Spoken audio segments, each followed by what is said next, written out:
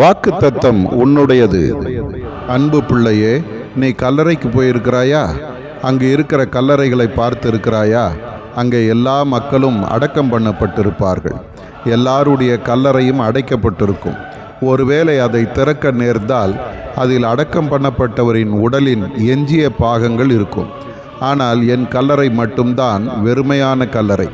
என்னை கல்லறையில் வைத்து முடக்கி போடலாம் என்று சத்துரு நினைத்தான். ஆனால் என் வல்லமைக்கு முன்பாக எதுவும் நிற்க முடியவில்லை. எல்லா தடைகளையும் உடைத்து நான் மரணத்தின் மீது வெற்றி பெற்றவராக 3ஆம் நாள் உயிரோடு எழுந்தேன்.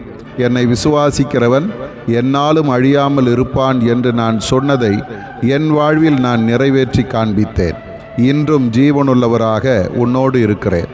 என் உயிர்த்தெழுதல் மூலம் நம்பத்தகுந்தவராக நான் உன்னோடு இருக்கிறேன்.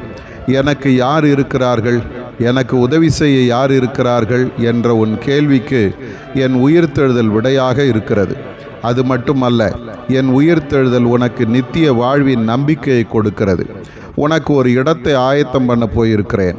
நான் திரும்ப வந்து உன்னை என்னோடு அழைத்து செல்வேன். அன்பானவர்களே, உயிர்த்தெழுந்த நாளை கொண்டாடும் நீ அந்த நாளின் நன்மைகளை அனுபவிக்க ஆயத்தமா? உன்னோடு இருக்கிற என்னை நீ மரித்தவர்களிடம் தேடாதே. நான் உன்னை நடத்துவேன், பயப்படாதே. ஆதார வசனம், அவர் இங்கே இல்லை, தாம் சொன்னபடியே உயிர்த்தெழுந்தார். கர்த்தரை வைத்த இடத்தை வந்து பாருங்கள். மத்தேயு 28:6. உங்கள் யாவருக்கும் கிறிஸ்து உயிர்த்த திருநாள் வாழ்த்துக்கள்.